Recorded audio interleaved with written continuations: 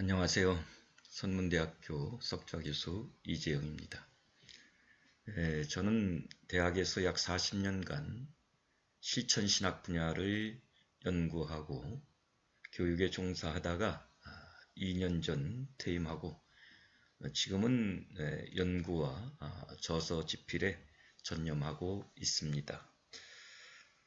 제가 대학 교수직을 퇴임하고 제 삶의 화두를 회향으로 삼았습니다. 그간 하나님으로부터 받은 은혜와 사랑을 돌려준다는 그런 의미입니다.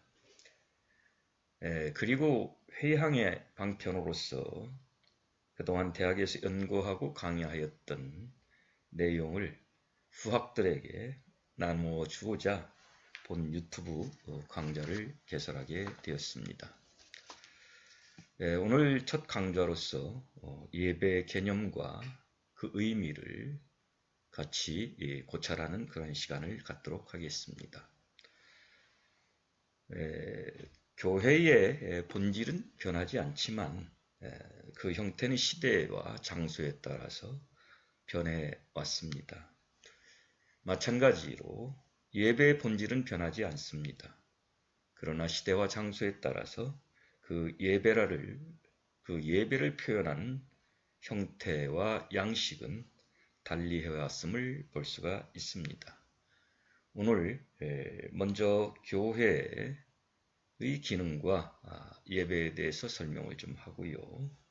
그 다음에 예배 개념과 예배란 무엇인가를 정리하는 그런 강의를 하도록 하겠습니다. 자, 먼저 이 교회 기능과 예배에 대해서 살펴보겠습니다.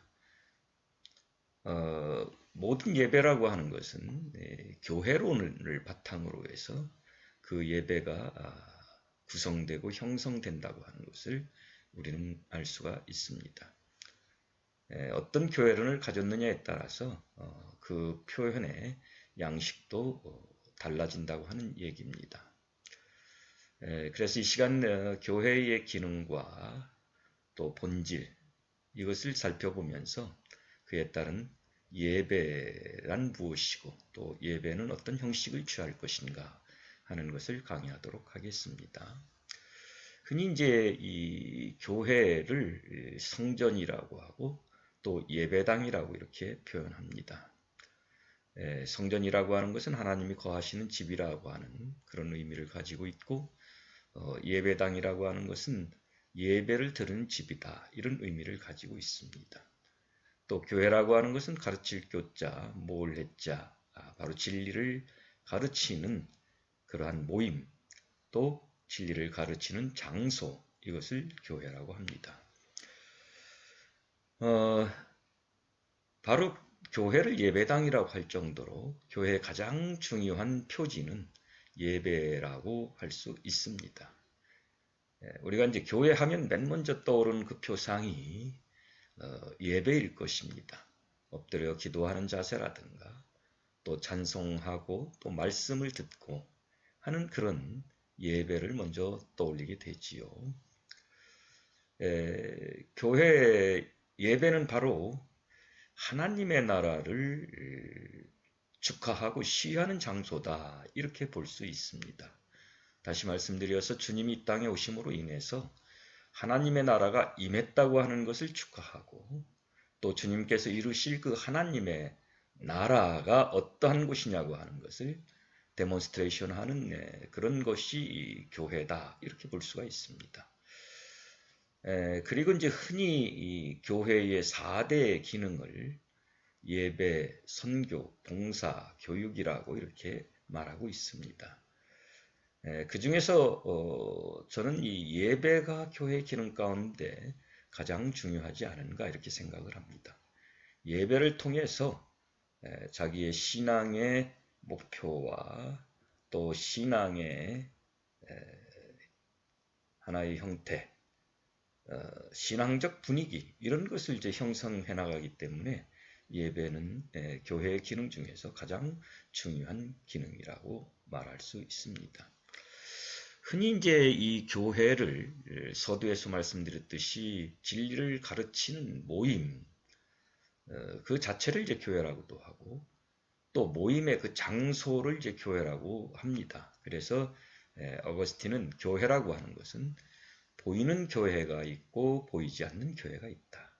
다시 말해서 진리를 가르치는 그 모임 자체, 이것은 보이지 않는 교회이고 또 진리를 가르치는 장소, 이것은 바로 교회라 이렇게 말할 수 있겠지요.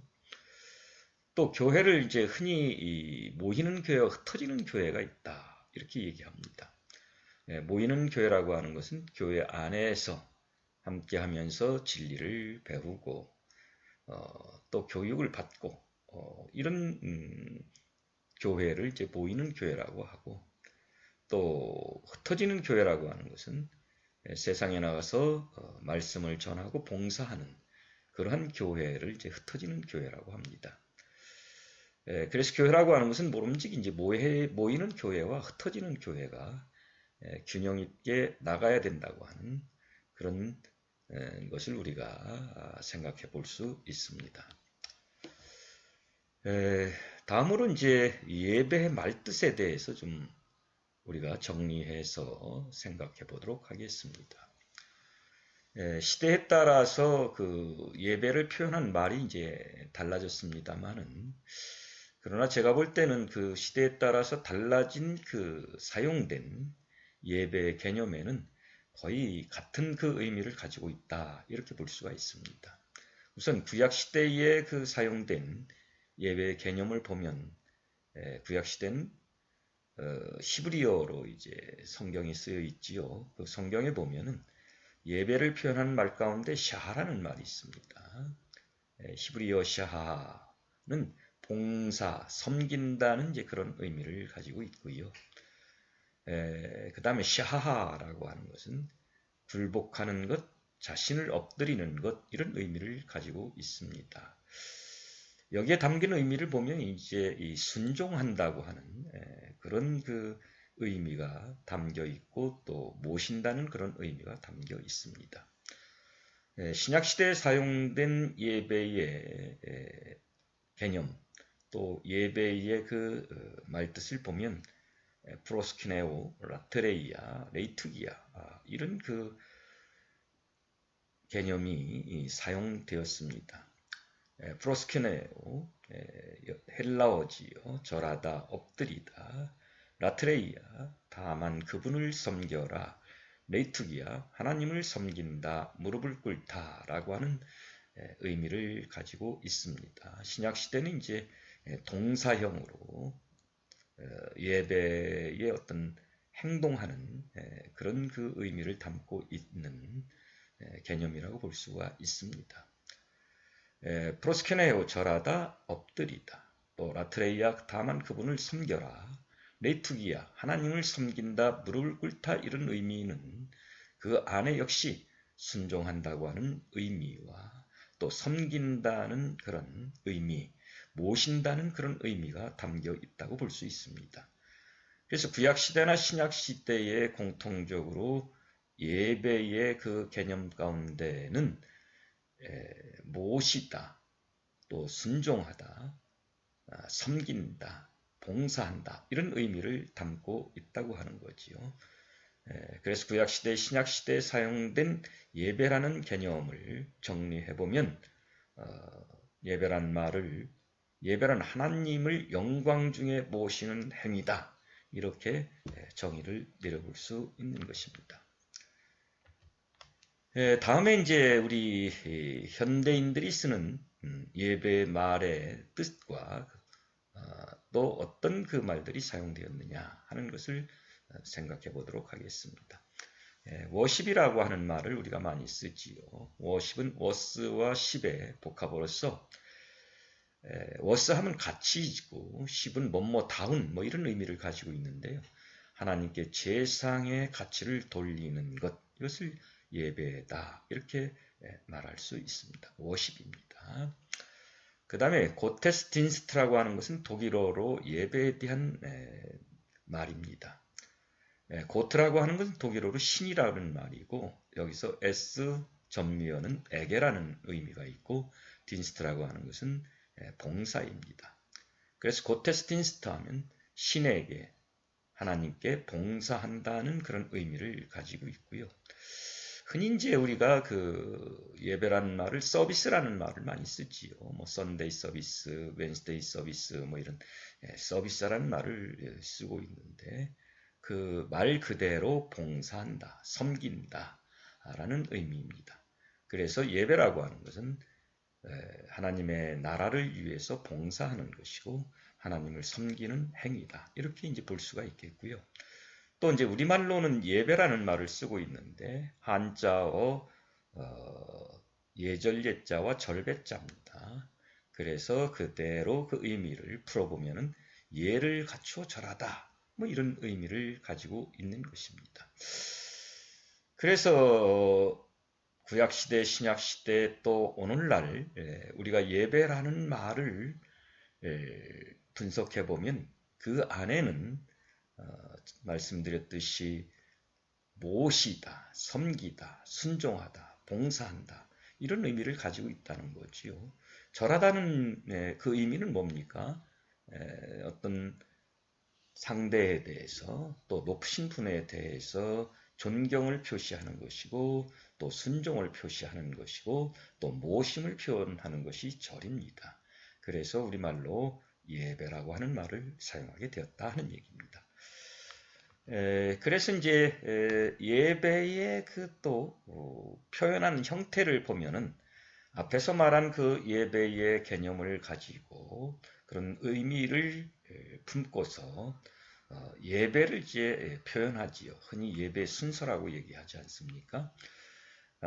시대별로 그 예배를 어떻게 표현했느냐. 다시 말씀드려서 어떻게 하나님을 모시고 섬기고 순종하는 그 의미를 담아서 표시하고 표현했느냐 하는 것을 살펴보면은 구약시대의 예배는 제사의 형식으로 하나님을 모시고 순종하고 봉사하는 그런 행위를 제사라고 하는 형식을 통해서 표현했습니다. 뭐 여기서 자세히 말씀을 드릴 수 없겠습니다만 제사라고 하는 의미는 결국 그 자기 모시는 분에 대한 하나의 존경의 표시고 또 순종의 표시고 또 그 다음에 모심의 표시인데 구약시대는 제사를 드렸다고 하는 거예요. 하나님께 어떤 제물을 올려서 하나님에 대한 존경과 또 모심, 순종을 이제 표시했다고 하는 거지요.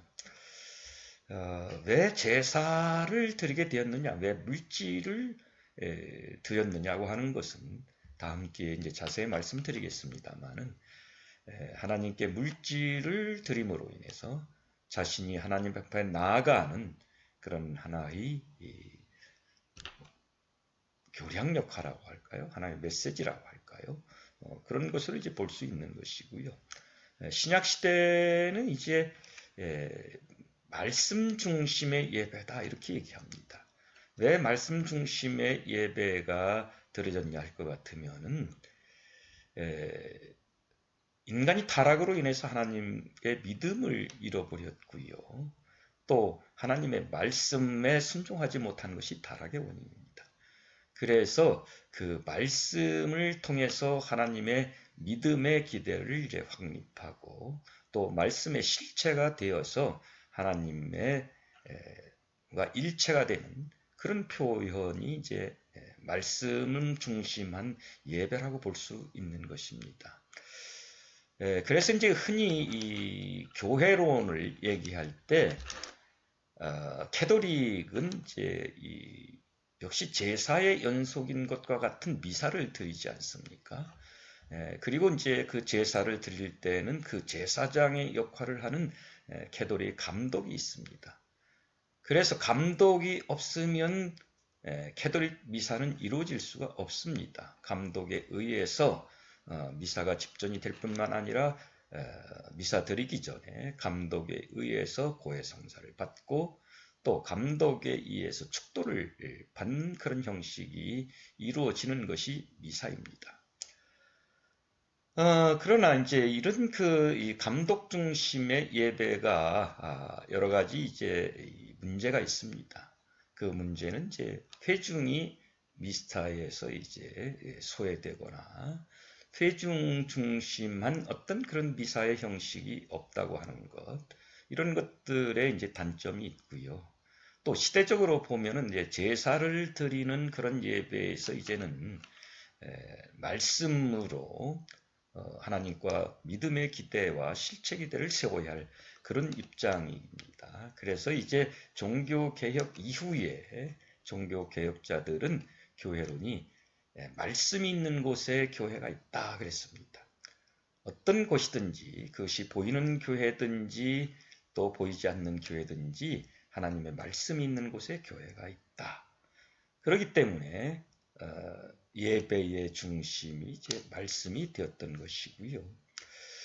그러면 이제 오늘의 시대에 이 구약 시대, 신약 시대는 하나의 약속의 시대이기 때문에 그 약속을 성취하는 성약 시대는 어떤 예배를 드려야 되느냐 하는 것이 이제 오늘 우리가 생각해보고 또 우리가 현재 당면한 그런 과제가 아닌가 이렇게 생각해 볼 수 있습니다. 구약 시대의 제사는 어떻게 보면 종으로서의 제사를 드린 겁니다. 그렇죠? 인간이 타락함으로 인해서 하나님의 자녀로서의 자격을 상실하고 종의 종이 되었고 또 종으로 복귀된 그런 터 위에서 이제 제사를 드리는 겁니다. 다시 말해서 종으로서 하나님을 모시고 섬겼던 그런 시대가 구약 시대고요. 신약 시대라고 하는 것은 사도 바울의 얘기처럼 메시아 그리스도가 양자로 오셨어요. 그래서 양자된 그분과 하나됨으로 인해서 그분과 일체됨으로 믿음으로 우리 모두 양자가 될 수 있다고 하는 거예요. 그래서 양자로서 하나님을 모시고 섬겼다고 하는 그런 의미를 가지고 있습니다. 그러면 성약 시대는 이제 그런 양자 시대를 넘어서서 이제는 친자, 적자의 그런 시대가 되었다 이렇게 볼 수 있습니다. 그건 왜 그러냐면 메시아를 통해서 중생하고 메시아를 통해서 축복을 받아서 하나님의 자녀로서의 복귀된 그런 입장이 있기 때문에 이제는 하나의 친자로서의 인간의 위치가 세게 됐으니까 이제는 자식으로서 친자로서 하나님을 섬기고 모시는 그런 예배가 된 거예요. 그렇기 때문에 과거에 제사나 또 과거의 말씀으로 믿음의 기대를 세웠던 것이 아니고 이제는 심정으로 믿음의 기대를 넘어서서 이제는 실체 하나님을 모시는 그런 시대가 되어졌기 때문에 예배의 중심은 심정이 있다. 그래서 저는 이제 교회라고 하는 정의를 성약시대는 다시 내려본다고 볼 수 있습니다. 그건 뭐냐면 교회라고 하는 것은 바로 심정이 있는 곳에 하나님의 심정이 있는 곳이 바로 교회다. 또 예배라고 하는 것은 바로 하나님과의 심정적 관계를 맺는 또 하나님과의 심정적 일체되는 그런 과정을 형식으로 표현하는 것이 바로 성약시대의 예배다. 이렇게 정리해 볼 수 있겠습니다. 그래서 지금까지 예배의 본질이 무엇이냐 또 예배의 내용이 무엇이냐고 하는 것을 얘기했고 그 본질과 내용을 표현하는 또 형식이 어떠해야 되느냐 하는 것이 이제 남아있는 거죠. 다시 말해서 본질과 의미를 이제 살펴보았고 그 본질과 의미를 담은 예배의 형태는 어떠해야 될 것이냐. 구약시대는 제사였고 신약시대는 말씀이었고 성약시대는 심정적 그런 예배의 형태를 이제 표현해야 된다고 하는 것까지 오늘 강의를 드리면서 그 다음 강의에서 그러면 예배의 그 형식을 어떻게 구성하고 또 각 형식에서 담고 있는 그 의미가 무엇인가를 다음 강좌에서 설명하도록 하고 오늘 강의를 여기서 마치도록 하겠습니다. 감사합니다.